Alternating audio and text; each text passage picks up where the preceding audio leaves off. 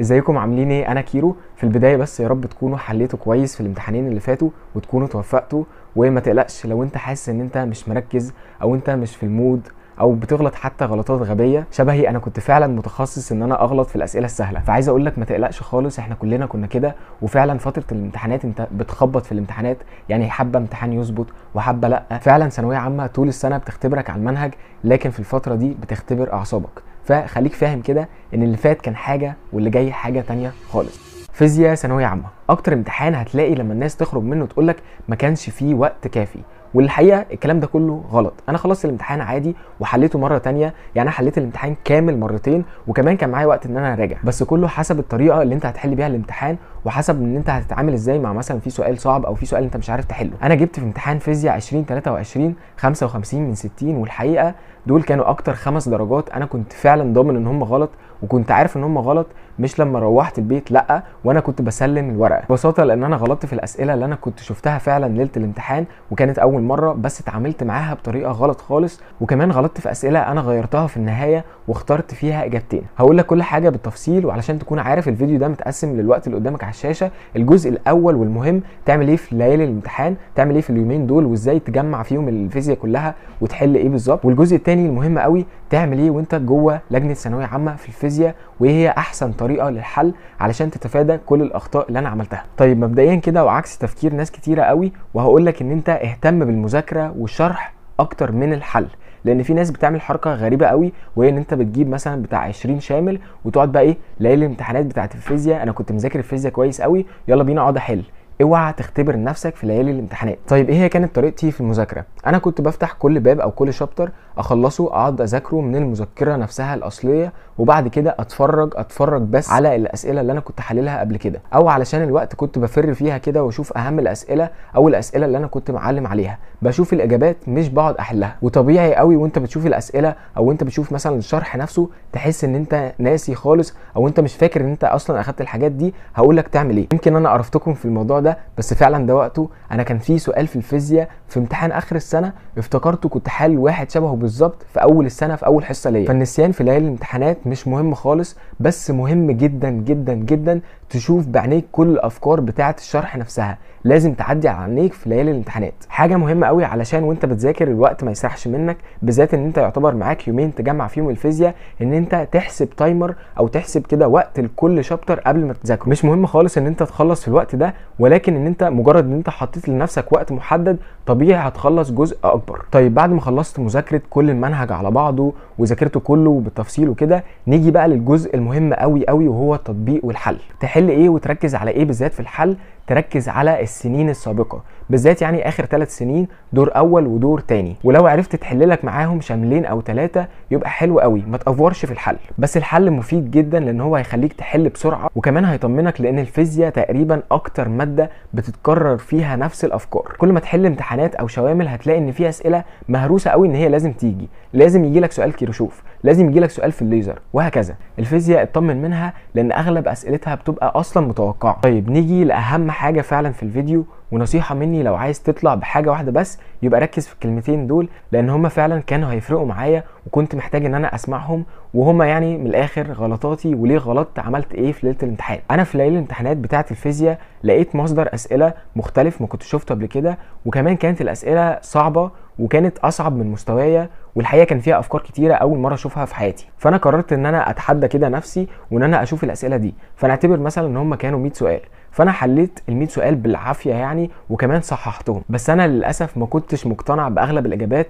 وكمان حتى الاسئله اللي انا كنت حللها صح ما كنتش عارف هي صح كده ليه، وكمان الاسئله الغلط فعلا انا ما كنتش فاهمها ولا فاهم الاجابه بتاعتها. ولكن الحمد لله انا اخويا شاطر جدا في الفيزياء اكتر مني بكتير، يعني جايب 59 في امتحان ثانويه عامه 2022 في النظام الجديد برضو. والحقيقه اغلب النصايح اصلا اللي انا بقولها لكم دلوقتي هو كان قالها لي، فانا طبعا ايه مسكت فيه في ليالي الامتحانات بتاعه الفيزياء وقلت له ايه بقول لك ايه اشرح لي الحاجات دي. المهم فعلا قعد يشرحهم لي، والحقيقه انا كنت مبلم، اصلا هو علمي رياضه وانا علمي علوم، فاللي هو قلت ايه ده على جثتي الاسئله دي مستحيل تيجي.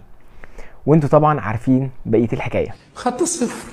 واذ فجاه انام واروح الامتحان واشوف الاسئله ويجي منهم 3 اسئله بالظبط، بس طبعا الارقام مختلفه، وكمان كان منهم سؤال بدرجتين. طبعا انا شفته من هنا وتوترت، وطبعا قلت ايه يا لهوي، انا اصلا طريقه تفكيري فيه كانت غلط، وان انا اصلا معرفتش افهمه. بس طبعا انا مسبتوش وقعدت افكر فيه، والمفاجاه ان انا حليته صح.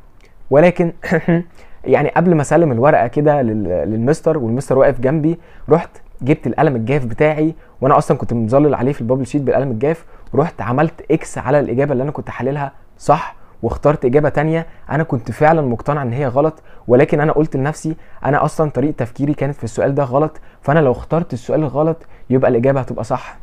فانت لازم على قد ما تقدر ان انت تتجنب الموضوع ده، بان انت اي سؤال تحله كده كده لازم يبقى ليه اجابه. يعني بص، حطها في دماغك كده، سؤال من غير اجابه يعني سؤال ملوش لازمه، حتى لو السؤال ده جاي في الامتحان يبقى سؤال ملوش لازمه، ولازم يبقى ليه تفسير. وكمان اي سؤال صعب انت حطيت ايديك فيه وان انت خلاص ابتديت تحله في ليالي الامتحانات، لازم تكمل فيه ولازم تفهم اجابته الصح ليه، عشان السؤال الصعب ده اللي انت اضطريت نفسك اللي انت تحله لو جالك في الامتحان انت بنسبه كبيره قوي هتحكم على نفسك ان انت هتحله غلط. يعني انا بالنسبه لي كان احسن بكتير قوي ان انا ما اشوفش الاسئله الصعبه دي في ليالي الامتحانات، وان انا اشوفهم لاول مره في حياتي جوه اللجنه جوه الامتحان، لان انت الحقيقه جوه الامتحان بيبقى تركيزك اعلى بكتير قوي من اي فتره تانية في السنه. ودي اجابه لاسئله كتير قوي هتيجي في دماغكم ان انتوا ازاي كنتوا بتحلوا مثلا الاسئله الصعبه دي جوه الامتحان. للحقيقه جوه الامتحان تركيزك بيبقى عالي وبيبقى توفيق ربنا معاك كبير. لازم تروح وانت نايم كويس.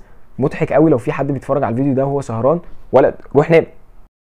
الجزء الثاني والاهم في الفيزياء، تتعامل ازاي مع ورقه الامتحان. الكلام اللي هقوله ده فعلا مهم وانا مسؤول منه، بس انت حاول ان انت تطبق معايا، ما تبقاش عمال بتقعد تسمع في نصايح على الفاضي، لا، حط نفسك معايا دلوقتي في اللجنه وطبق حتى لو لمره واحده بس. اول حاجه ساعتك في ايدك قلمك الرصاص معاك، وبتحل اي سؤال بالاله الحاسبه حتى لو السؤال كان تافه، واي سؤال بتحله بتختار اجابته في مكانين في الورقه بتاعه البابل شيت وورقه الاسئله نفسها. ايوه، بتظلل بخفيف قوي بالقلم الرصاص على ورقه البابل شيت عشان قدام في الامتحان عينيك ما تتزغللش وتظلل فوقيه بالقلم الجاف. وحاجه مهمه قوي قوي في الفيزياء، اكتب الخطوات والقوانين اللي انت بتستخدمها في كل سؤال، بلاش جو على الطاير ده. الموضوع مش هياخد منك وقت دلوقتي خالص، لكن قدام هيفيدك جدا جدا في المراجعه. يعني تمام، انت اخترت اجابه السؤال رقم 2، ليه بقى؟ علشان برضو ما تقعدش تقول ده وانا براجع بقعد اغير في الاجابات وبقعد اعدل على الاجابه في اخر ثانيه. طب ما هو ليه؟ علشان انت اصلا مش عارف انت اخترتها ليه في اول مره. لكن انا اخترت الاجابه كذا علشان 1 و2 و3، فبالتالي وانت بتراجع هتشوف 1 و2 و3 دول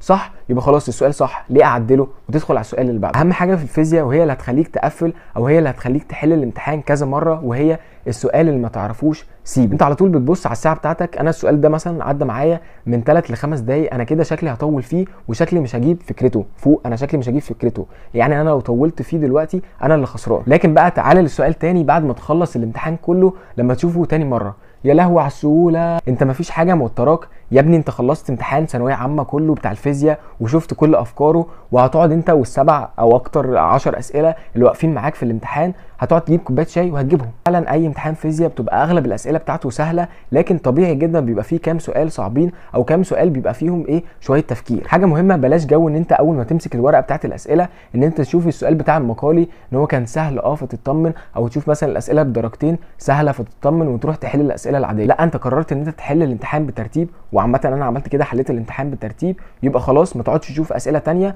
بلاش تشتيت. انت دلوقتي داخل على اول امتحان مش هيبقى مكتوب جنب السؤال ده بدرجه ولا بدرجتين، تمام؟ فانا اول امتحان حصل معايا الكلام ده اللي هو كان امتحان الكيمياء يعني السنه اللي فاتت، انا قلت ايه ده، هو يا ترى السؤال ده بدرجه ولا بدرجتين؟ وقعدت بقى مخون كل سؤال اشوفه ومش عارف هو بدرجه ولا بدرجتين. لا، في امتحان الفيزياء او امتحان الكيمياء او الامتحانات الجايه عامه اطمن كل الاسئله اللي بتبقى درجتين بتبقى متجمعه كده في مجموعه ورا بعض، وبيبقى كاتب لك قبلها كده بايه بالعربي، تمام، الاسئله القادمه بدرجتين. فركز في الامتحان نفسه وما تقعدش تشغل بالك بالموضوع ده. وزي ما قلت لك دايما بتبقى الاسئله اللي بدرجتين بتبقى في الاغلب في الفيزياء على ايه خطوتين. وانت بتحل الامتحان وبعد ما تخلصه لاول مره، اول ما تروح للسؤال بتاع المقالي حله اي حاجه بالرصاص، تمام؟ حتى لو ما كنتش عارف الاجابه حلها اي حاجه بالرصاص. ليه؟ لان انت فعلا لو ما حلتش السؤال المقالي حتى في نص الامتحان هتصدع من كميه الناس اللي واقفه عليك في اللجنه من المدرسين، هيقولوا لك كل شويه حل المقالي حل المقالي، ده انا وصلت لدرجه ان انا في واحد اخد مني الورقه اصلا وبيشوف انا حل المقال ولا لا. فانت حل برصاص اي هبده كده تمام، حتى لو مش عارفه،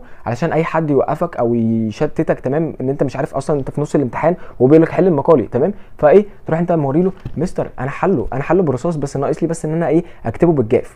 هو مش فاهم صيغه السؤال، او مثلا مش فاهم السؤال كلغه، لان هم ساعات بيلعبوا ايه في موضوع اللغه ده في المواد كلها اللي جايه سواء فيزياء وكيمياء والحاجات دي. فما تقلقش اطمن، الامتحانات دي بتبقى مقسومه نصين كده، نص الامتحان بالعربي ونص باللغه الثانيه بتاعتك سواء انجليزي او فرنساوي. فعلى طول اي سؤال ما تفهموش كلغه ادخل على طول حله بالعربي. وعايزك تطمن لو الامتحان صعب فبيبقى صعب على الكل، مطلوب منك ان انت تجيب اعلى درجه ممكنه واعلى درجه تقدر تجيبها. بس كده، شكرا ان انتوا شفتوا الفيديو للاخر. طبعا شكرا لكل الدعم اللي انتوا بتعملوه الفتره دي، وشكرا ان احنا طلعنا ترند على مصر التاسع. حقيقي بجد ما كنتش مصدق، بس انا فعلا بحاول ان انا اقول كل حاجه اعرفها علشان ايه الدايره تكمل وايه انتوا برضو تنجحوا وهكذا. شكرا ان انتوا شفتوا الفيديو للاخر، اشوفكم الفيديو الجاي واشوفكم احسن ناس في الدنيا. بحبكم، سلام.